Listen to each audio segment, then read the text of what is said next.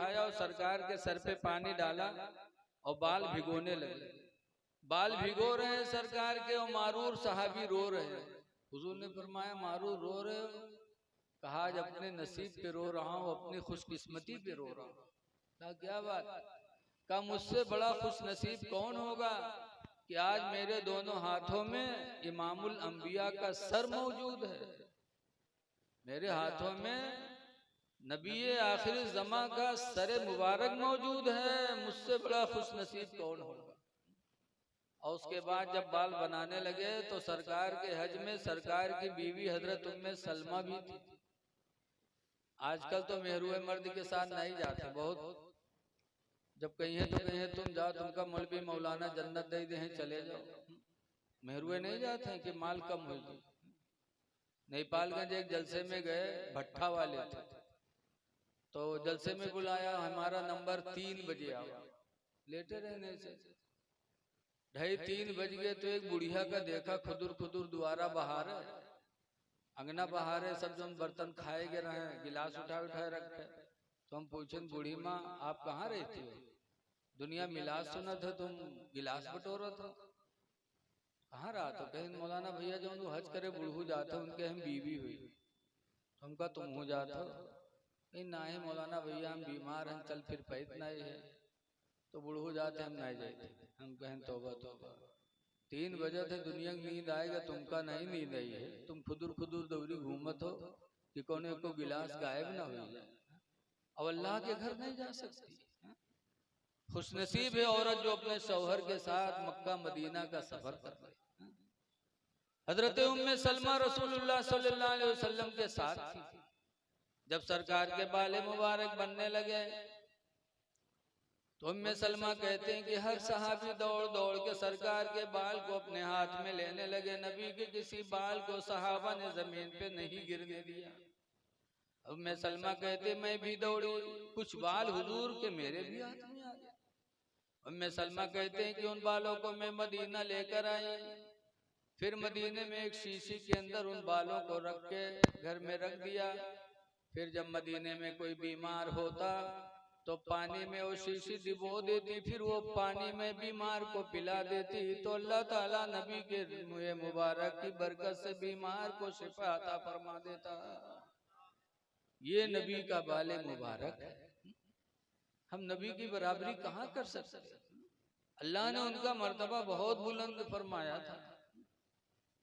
इसीलिए आला हजरत इमाम अहले सुन्नत रज़ी अल्लाह ताला अन्हु फरमाते हैं कि अर्श के अक्ल दंग है, चरख में आसमान है। अर्श की अक्ल दंग है, चरख में आसमान है। और जाने मुराद अब किधर हाय तेरा मकान है। अल्लाह वालों से जो चीज लग जाती वो शिफा का जरिया बन जाती। हजरत इमाम अहमद बिन हम्बल रज़ी अल्लाह अन्हु कुरान के सिलसिले में जियल गए थे।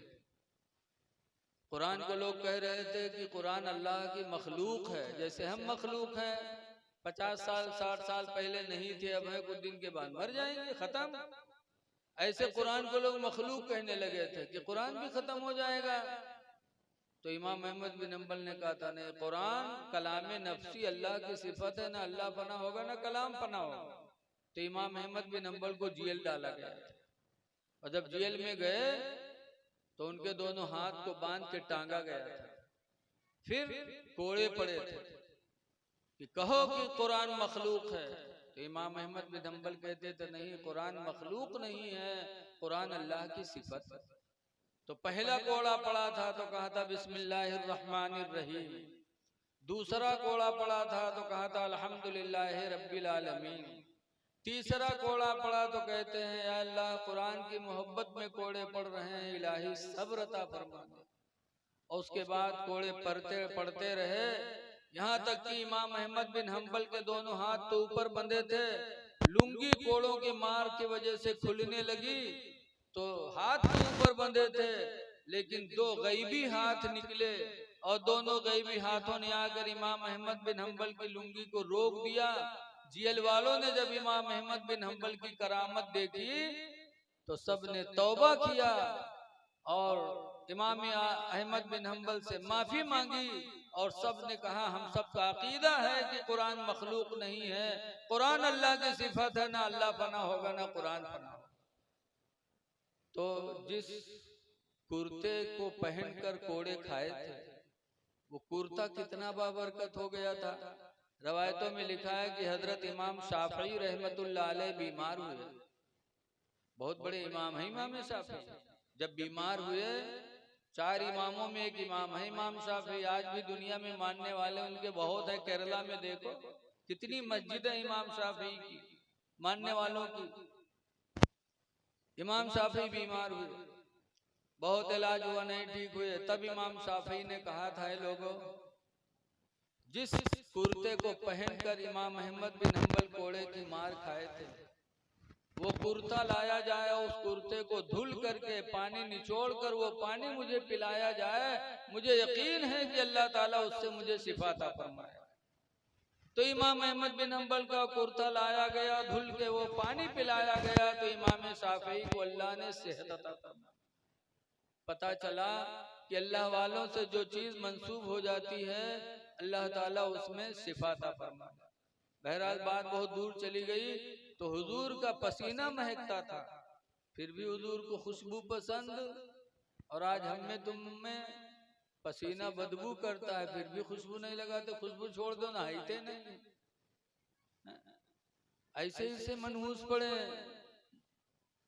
ऐसे चले जाइए मस्जिद में, यहाँ कपड़ा गंदा है पसीना से मस्जिद में पहुंचे, जिकेदारे खड़े हो जाए ऐसे ऐसे करत है कि पसीना लागना। अरे मस्जिद में जाओ तो साफ सुथरा होके जाओ, बंद समर के जाओ। अल्लाह कुरान करीम में फरमाता खुज़ू ज़ीनतकुम इंद कुल्ली मस्जिद, ऐ मेरे बंदो तुम मस्जिद में जाओ तो जीनत कर लिया करो, बनाओ संवार कर लिया करो, इसलिए कि तुम मस्जिद में अपने खुदा से मिलने जा रहे हो, जो खुदा तुम्हारा हकीकी दोस्त है। लेकिन मनमानी पहुंच गई है ऐसे कि वजू की ने आस्तीन हिया है, टोपी हिया पड़ी है, बटन खुला है, पानी टपका तो पहुंचे, अल्लाह लागत है हर भरे के नमाज पढ़े नहीं। अल्लाह कहता बन समर जाओ, और मजनू बन के नमाज पढ़ रहे और ऐसे हाथ बांधेंगे। और कुछ तो ऐसे हैं कि सऊदिया की एक चक्कर लगाई है, जो सऊदिया से वापस आई है बस नंगे सा, जो ये मस्जिद में कहीं है अल्लाह हिया नियत बंदी है हिया, ताकि लोग पूछें काहे हो, तब बताओ कि सऊदिया में ऐसे हो। अरे सऊदिया वालों की करोगे कि नबी की करोगे? 17 हदीसों से हजरत अली रावी हैं, 17 हदीसों से इमाम आदम ने साबित किया है कि हर नबी की सुन्नत थी नाफ के नीचे नियत बांधना, हर नबी ने नाफ के नीचे नियत बांधा। अभी मनमाओ पर पहुंचे ही नियत बंदी। एक हाजी उमराव साहब थे, गोंडा बस्ती के रहने वाले, बहुत नेक थे, पढ़े लिखे कम रहा लेकिन नेक बहुत थे। एक जगह रिश्तेदारी में गए तो अजान हुआ तो सोचे जैसे नमाज पढ़ी, और जब मस्जिद में पहुंचे तो वहाँ जमात खड़ी, और जमात के लंग देखें तो सब हिया नियत बांधे खड़े। अब हाजी साहब बहुत चक्कर में कि या अल्लाह ई का जिंदगी गुजर गई हिया बांधे बांधे, सब हिया बांधे, अब हम का करिए, अलग पढ़ी कि साथे पढ़े। थोड़ी देर हाजी साहब सोचने के बाद वही मिल गई। जब उम्मा मिले तो हाजी साहब नियत बांधे तो कहेंगे अल्लाह अकबर। अब अगल बगल वाले घूर घूर ऐसे ऐसे देखे, हाजी साहब बेचारे बांधे रहे। जब नमाज खत्म भय तब हम सब घूर घूर देखे तो हाजी साहब कहें भैया काहे गुस्सा था, कहीं बुढ़ा नमाज पढ़ाए कि मजाक करे आए रे, कहीं काहे भैया, कहीं मुड़े कहीं नियत बांधे। तो हाजी साहब कहें भैया जिंदगी गुजर गई हिया बांधे बांधे, अब आज तुमरे हिया हैं तो देखा तुम लोग हिया बांधे हो, तो हम सोचन कि मालूम जत्ते ऊंचे बांधो उतने ज्यादा सवाब है कहा, तो हम सोचन हम ये न बांध ली जो सबसे ज्यादा सवाब मिल जाए, तो चुप।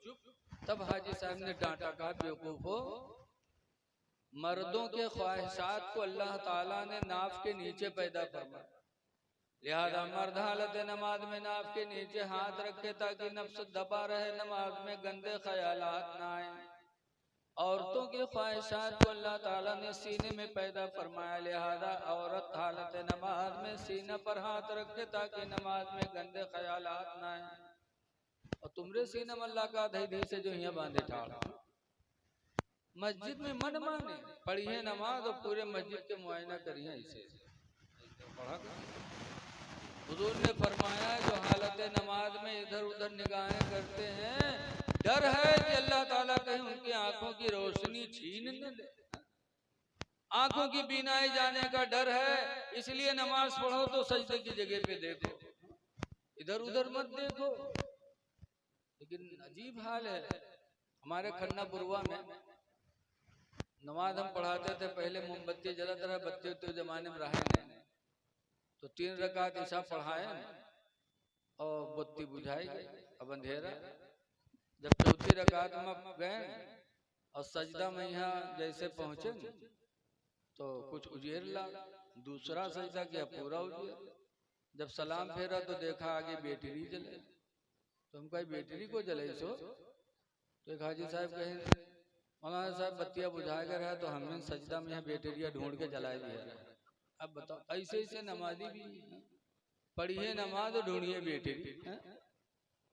अरे नमाज इस तरह पढ़ो कि खुदा तुमको देख रहा है। ताबुदल्लाह अंतरा, हुजूर फरमाते तो अल्लाह की इबादत कर इस तरह की तो खुदा को देख रहा है। वइल्लम तकुन तरा, और अगर तो खुदा को नहीं देख सकता फइन्नहु यराका, तो इतना अकीदा रख कि वो खुदा तुझे देख रहा है। खुदा की तरफ लो लगाओ।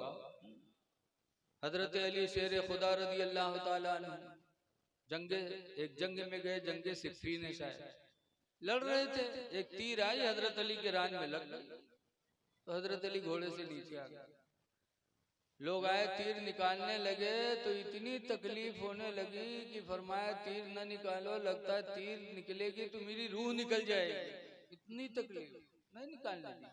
लेकिन जब नमाज का वक्त आया तो हजरत अली शेर खुदा उसी हालत में नमाज नहीं छोड़े, नमाज के लिए खड़े हो गए। तीर लटक रही है, जब नमाज में लग गए तब लोगों ने सोचा कि अब हजरत अली की पूरी तवज्जो खुदा की तरफ हो, लाओ तीर खींच लिया। लोगों ने तीर खींच लिया, हजरत अली नमाज पढ़ते रहे। जब सलाम फेरा देखा तीर गायब, पूछा तीर क्या हुई? लोगों ने कहा जब आप नमाज में शुरू है तुम लोगों ने तीर खींच लिया। तो हजरत अली फिर सजदे में गिर गए और सजदे में रो रो के कहते हैं अल्लाह तेरा शुक्र है कि अपने अली को तूने ऐसी नमाज की तौफीक अता फरमाए कि इलाही रान से तीर निकल गए और अली को पता भी नहीं चला। ऐ लोगों नमाजें पढ़ो तो इस तरह पढ़ो कि खुदा हमको देख रहा है, हम खुदा को देख रहे हैं। लेकिन आज अजीब हाल है। बहुत पहले मैं मुहर्रम में बम्बई तकरीर करने गया था, वापस आ रहा था पुष्पक ट्रेन से, भुसावल पे ट्रेन रुकी जोहर टाइम, तो जिनका नमाज पढ़ रहा है पढ़े, और कुछ लोग रहे जो मार खीरा ककड़ी समोसा पकौड़ी जो खा रहा है खाए, लेकिन जब सब चीज से फारिग हुए तो स्टेशन पर रुमाल बिछा के नमाज शुरू की जमात से। अतने में यह सिंगल होगा, जब सिंगल बहुत एक दूसरे साथी पुकारे लगा। इमाम साहब दूसरी रकात के रुकुम रहे और जैसे सिंगल सिंगल सुनी वैसे सिंगल वाला देखे वो उठाए मुसल्ला बता हम लोग कहा वो हजरत कहने रहे देख नहीं रोटी रेंज जा रही। नमाज वो पढ़ो जो खुदा को याद आया, खुदा याद आया। बहरहाल हुजूर को खुशबू पसंद है, आप भी खुशबू इस्तेमाल करो। पाको साफ रहोगे तो आपस में मोहब्बत पैदा होगी। अगर अल्लाह के महबूब बनना चाहते हो ना तो अल्लाह कुरान में फरमाता है युहिब्बुल मुतत्तहिरीन, अल्लाह पाक रहने वाले लोगों से मोहब्बत करता है। पाक रहोगे खुदा मोहब्बत करेगा।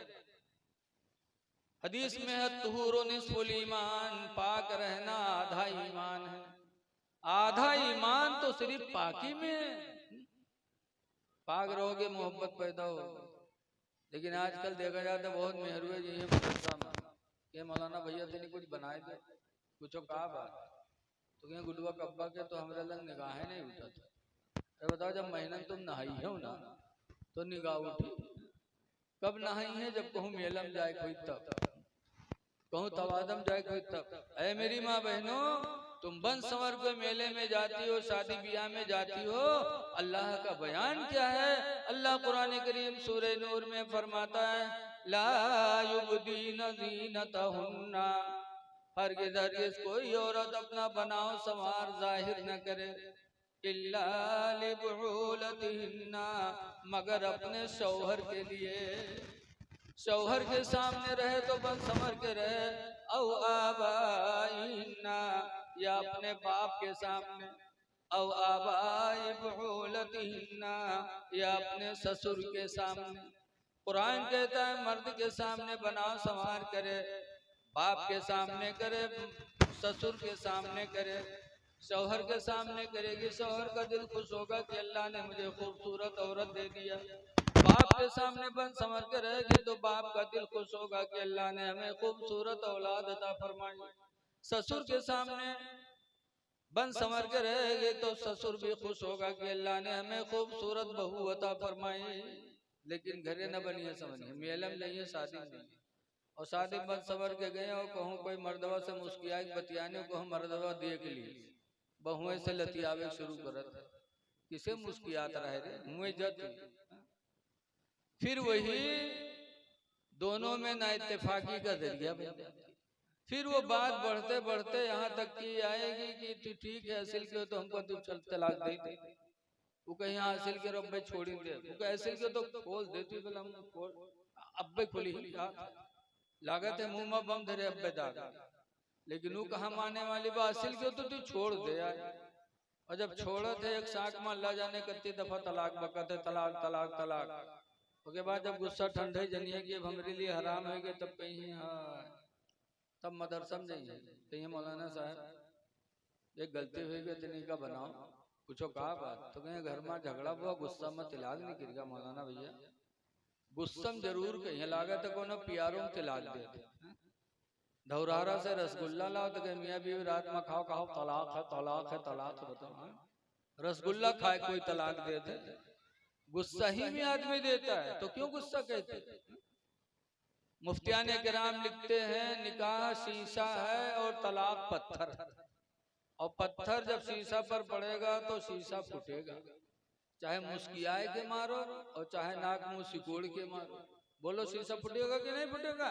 ऐसे तलाक दोगे तो तलाक पड़ेगी, चाहे गुस्से से दो चाहे मोहब्बत से। लिहाजा हमारी माँ बहनें पाको साफ रहे घर में, ताकि शौहर के दिल में उनकी मोहब्बत अल्लाह ताला पैदा करे। वरना अगर यही हाल रही तो मसला बताए वाले बहुत मिली, जही मदरसम के मौसम नहीं बना देगा, जौन खर्चा पानी हो ले लागत वह तबीज बनत। मौलाना भगैया तो दूसरे मदरसम, भगैया तीसरे मदरसम, एक आदमी ऐसा रहा 2-3 जगह भगावागा, इत्तेफाक से एक दज्जाल मौलवी मिल गया, मौलवी से कहीं मौलवी साहब का बना दो कोई सूरत से, तो मौलवी कहीं कत्ता खर्चा दे हो, कहीं जोन मंगियो तो दे, तो मौलवी कहते रुपया ले 10,000 लेकिन काम तुम्हारे बिल्कुल लोहा कह दे। मैंने अच्छा दे दी 10,000, जब मौलवी 10,000 पाएंगे तो कहते अच्छा बताओ कौन दिन तलाक दिए रहा, बड़ी देर सोच साँझ के बाद कहता है इतवार के दिन रहे मौलवी साहब, मौलवी कहते जाओ इतवार के कहाँ तलाक पड़ते, इतवार के दिन कोर्ट कचहरी सब बंद रहता है, इतवार के तलाक नहीं पड़ते, जा लगाए दी मौलवी दज्जाली की मोहर। जैसे तलाक देने वाले दे हैं 2-4 ठोरी, कहीं एक दफा कहा रहा, अल्लाह जाने कहा मसला जानेंगे भाई एक बताइए, ये जान लो कि अल्लाह तुम्हारे दिलों को जानने वाला है, छुपाया न करो, इन्नल्लाह अलीमुम बिज़ातिस सुदूर, बेशक अल्लाह ताला दिलों को भी जानने वाला है। तो खुशबू लगाओ, पाको साफ रहो, खुदा जाने किस वक्त बुलावा आ जाए, जाओ दुनिया से तो पाको साफ होकर के जाए, किस वक्त मौत आ जाए। अब तो अटैक चला है, जवान जवान जा रहे हैं, बूढ़े तो जैबे करेंगे, जवान भी जा रहे हैं। कब्र को डरो, किसी कहने वाले ने कहा है कि कोई गुल बाकी रहेगा ना चमन रह जाएगा, कोई गुल बाकी रहेगा ना चमन रह जाएगा, एक रसूलुल्लाह का दीन हसन रह जाएगा, और हम सफीरो बाग में हैं कोई दम के चहचहे, हम सफीरो बाग में हैं कोई दम के चहचहे, बुलबुलें उड़ जाएंगी सोना चमन रह जाएगा। पाको साफ रहो। नंबर 1 खुशबू पसंद, दूसरे नंबर पर सरकार फरमाते वन्निसा, और मनकूहा औरत हमें पसंद है। हुजूर की सुन्नत है कि जो औरत अपने निकाह में आ जाए उस औरत से प्यार करो, उस औरत को बेहतर समझो। आप भी अपनी औरत से प्यार करो और जो तुम्हारे निकाह में आए उसी को सबसे अच्छी औरत तस्वूर करो। मनकूहा औरत का ख्याल रखो। लेकिन आजकल लोग निकाह वाली पे जुल्म ढाते हैं और जिससे दोस्ती हो जाती उस पे खैरात करते हैं। अपने मेहरुआ का कुछ न दे हुआ जाइए तो कहीं कहा चाहे फीका 500 नोट चली है। अपनी बीवी पे खर्च करो, तुम्हारे हिलो अयाल है। अल्लाह के रसूल ने फरमाया था, वसीयत की थी मेरे नबी ने। याद रखो नबी की वसीयत भी, आज बाप दुनिया से ज्यादा कुछ वसीयत करके जाता तो हम बाप की वसीयत को जिंदगी भर याद रखते कि हमारे बाप चलते चलते कह के गए थे। शादी के बारे में कहते हैं कि बिटौक बिहाव हुआ बिटियावक साथे करे तो कहीं करबे हुए मेरे बप्पा कही के रहा, तुम्हारे बप्पा ही का कही के रहा है तो माना तो बप्पों के बप्पा। सरकार क्या कह गए थे? हजरत आयशा फरमाती है नबी करीम की बीवी कि हुजूर के आखिरी वक्त हुजूर का सरे मुबारक मेरे रान पे था और तसला में पानी भरा था। हुजूर पानी में हाथ डालते थे, 2 चीजों के लिए कहते थे, ऐ लोगों में जा रहा हूं 2 चीजों का ख्याल रखना। कौन सी 2 चीजें मेरे नबी ने वसीयत की थी? हदीस पाक में हजरत आयशा फरमाती हैं, अस्सलातु व मा मलकत ऐमानुकुम, है मेरे मानने वालों 2 चीजों का ख्याल रखना। अस्सलात नमाज का ख्याल रखना, व मा मलकत ऐमानुकुम और अपने मातहतों का ख्याल रखना, यानी अपनी बीवी का ख्याल रखना, अपने गुलाम का ख्याल रखना, अपने छोटे भाइयों का ख्याल रखना, मातहतों को कभी न भूलना और नमाज को न छोड़ना। ये मेरे नबी की वसीयत थी अपनी उम्मत के लिए। इसलिए लोगों बीवियों पर भी रहम करो, बीवियों के साथ अच्छा सलूक करो, इसलिए कि कमक्ल हैं, कमक्ली की वजह से गलतियां करती रहती हैं। हमको आपको चाहिए कि इनकी गलतियों को नजरअंदाज करें। लेकिन आज कुछ लोग ऐसे हैं जो बीवी को मारने ही में बहादुरी समझते हैं। बाहर बिल्ली बने रहे हैं, घर में शेर। आवाज अगर कोई अपनी बीवी न मारे तो के चुड़ैलिन महतरिया मार खवावा। अगर पतोहिया है घर में हफ्ता 2 हफ्ता रहे हो लड़कवा मारिस नहीं तो के बुढ़िया महतरिया मोहल्ला में घूम घूम का कही लड़कवा तो हमारे मेहरी आए गवा। अल्लाह जाने कौन घूटी पी आए दी से तो हाथ है नहीं उठत। और उनके बिटियावा जब वहाँ कूटी जाते तब भल भल भल भल रोवत। अरे वो भी तुम्हारी बच्ची है, भी तुम्हारी बच्ची, बोलो। इसलिए मारो ना मार खिलाओ। हमारी माँ बहनों को भी चाहिए कि जब ससुराल जाएं, ससुराल से मैका वापस जाएं तो अपने ससुराल की बुराई अपने मैके में न करें। इसलिए कि अल्लाह ताला ने मियाँ बीवी का रिश्ता बड़ा नाजुक बताया। कुरान करीम में अल्लाह फरमाता हुन्ना लिबासुन लकुम, बीवियां तुम्हारी लिबास हैं, व अंतुम लिबासुल लहुन्ना, और मर्दो तुम अपनी बीवियों के लिबास हो। बीवी मर्द का लिबास हो, मर्द बीवी का लिबास। और लिबास का काम है इज्जत का छुपाना। जैसे हम तुम लिबास पहने इज्जत छुपी हुई है, ऐसे बीवी शौहर के लिए लिबास यानी शौहर की इज्जत को बचाए। ससुराल मैके में जाकर अपने शौहर की, अपने सास की, ससुर की बुराई न करे। लेकिन कुछ बच्चियां ना समझ होती हैं, ये ससुराल थे लौट के जाइए 4 दिन के बाद हमारा दुनिया भर लगे बुझे के लिए। उसके बाद जब मर्दवा आने जाए तो घर भर उका बैठ के लानत मलामत करिए, उका खूब सुनई है, कोई थपरी आवे दौरी कोनो कुछ कही तो वो बेचारा मने मन घुटते सोचते ठीक है अब की बताए दिए, अब की लेके चली तब तुमका कूटी थे कायदे से। अब लइके आवत है तब कुटाई होत है, जब कुटाई होत है तब और मामला गड़बड़ हो। अल्लाह ने बड़ा नाजुक रिश्ता बताया है, तो नबी की सुन्नत है अपनी औरतों का ख्याल रखना। और तीसरी चीज मेरे नबी को जो पसंद थी, वो सरकार ने फरमाया जो इलत कुर्रतु ऐनी फिस्सलाह, मेरे आंखों की ठंडक नमाज में रख दी गई। जब कोई उम्मती नमाज पढ़ता है तो नबी की आंखों को ठंडक पहुंचती है। इसलिए आप हजरात से गुजारिश है, नमाजों की पाबंदी करो, मस्जिदों को आबाद करो। आज हमारी मस्जिदें सुनी हैं, यही वजह है कि आज हम पर मुसीबतें आ रही हैं। दुआ है कि अल्लाह ताला हमको आपको नमाजों का पाबंद बना दे, नबी करीम सल्लल्लाहु अलैहि वसल्लम की उसवे हसना पर अमल की